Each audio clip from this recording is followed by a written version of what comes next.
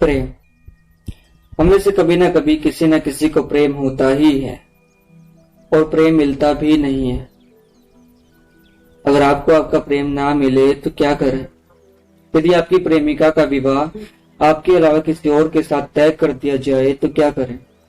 उस वक्त आपके ऊपर क्या बीतती है? आप कितनी बड़ी पीड़ा में होते हो, तो शायद कोई कल्पना तक नहीं कर सकता। उस इंसान का हमसे दूर चला जाना जिससे हम सबसे ज्यादा मोह करते हैं, सबसे ज्यादा प्रेम करते हैं। मन बड़ा बेचैन होने लगता है। मन सिर्फ एक बालक की भांति रोने लगता है कि हमें सिर्फ वो ही चाहिए, लेकिन आपकी कोई सुनने के लिए तैयार नहीं होता। आप किसी से मदद नहीं मांग सकते, आप किसी से भरोसे की उम्मीद नहीं रख सकते। आप टूटे हुए होते हो और मन में केवल एक ही विचार होता है कि मेरे साथ ऐसा क्यों? सही के साथ हमेशा गलत क्यों? मैंने कभी किसी का गलत नहीं किया तो मेरे साथ ऐसा क्यों? लोग आपको दिलासा भी देते होंगे कि भगवान ने शायद आपके लिए अच्छा सोच रखा होगा। आपका मन कहीं ना कहीं ये कहता है कि एक बूंद पानी के लिए तरसे और भगवान 56 भोग सजा दे तो उसका क्या महत्व है? सही बात है, लेकिन भगवान आपकी तभी मदद करते हैं जब आप मदद के काबिल होते हो, जब आपके अंदर वो हौसला होता है, वो जज्बा होता है कि आप कुछ कर गुजरने की चाहत रखते हो। प्रेम को पाना बड़ा ही कठिन होता है। प्रेम को पाना तो कृष्ण के लिए भी बड़ा ही कठिन था, लेकिन आज भी राधा नाम उन्हीं के साथ जोड़ा जाता है, उनसे पहले लिया जाता है। तो अब सवाल यह है कि अगर आपकी प्रेमिका का विवाह वहां होता है जो आप नहीं चाहते और आपके साथ नहीं होता है तो क्या करें? सबसे पहले तो खुद को शांत कीजिए। अपनी उदासी को बटोर कर उसे हिम्मत में तब्दील कीजिए। सबसे पहले आप उनके परिवार से बात कीजिए, और वो तभी हो सकती है अगर आपकी प्रेमिका चाहे तो।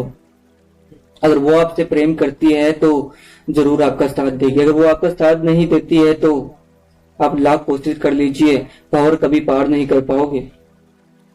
अगर आपकी प्रेमिका आपके साथ है तो आप उनके परिवार से बातें कीजिए।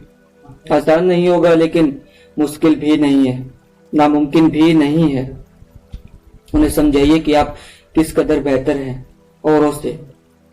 अपनी प्रेमिका को बोलिए कि आप उनके साथ जाना चाहते हो जिन्हें आप पल भर के लिए जानते हो, या उसके साथ जाना चाहते हो जिसके आप रोम रोम से वाकिफ हो। वो खुद तय कर लेंगी कि उन्हें कहाँ जाना है। अपनी चाहत को पाना कोई जिद नहीं होती, बल्कि आपका हक है। लड़की अपने परिवार के खिलाफ होती है तो वो गलत कतई नहीं है। महाभारत में अर्जुन को भी अपने परिवार के खिलाफ होना ही पड़ा था। तो आपको करना क्या है? सबसे पहले आपको उनके परिवार से बातें करनी है। वो मानते हैं तो सही है, अन्यथा आप उस व्यक्ति से बात कीजिए जिससे उनका रिश्ता तय हो चुका है। वो अवश्य आपकी बातें सुनेंगे। अगर वो नकार देते हैं तो आपका विवाह उनके साथ हो सकता है। अगर फिर भी कुछ नहीं होता है, यदि आपकी प्रेमिका भी आपका साथ छोड़ देती है, आपका परिवार भी आपका साथ छोड़ देता है, तो ये वक्त है सत्य को अपना लेने का कि आप उस राह पर जा रहे थे, उस मंजिल पर जा रहे थे जो आपके लिए है ही नहीं, लेकिन मन बड़ा बेचैन है। वो उसी राह पर जाने के लिए बार बार बोलेगा। आपकी हालत इस वक्त ऐसी होगी जैसे अर्थी पर, जैसे बाणों की शाखा पर कोई लेटा हुआ हो। लेकिन मन को शांत कीजिए, धैर्य रखिए, हौसला कतई मत छोड़िए। अंत तक कोशिश कीजिए, भगवान पर भरोसा कीजिए। अगर कोशिश करोगे तभी दुआएं साथ देते हैं। अगर आप ही कुछ नहीं करोगे तो कुछ भी नहीं हो सकता। यदि आपके लाख कोशिश करने पर भी आपके मन की नहीं होती है तो सत्य को अपना लेना ही आपके लिए बेहतर है।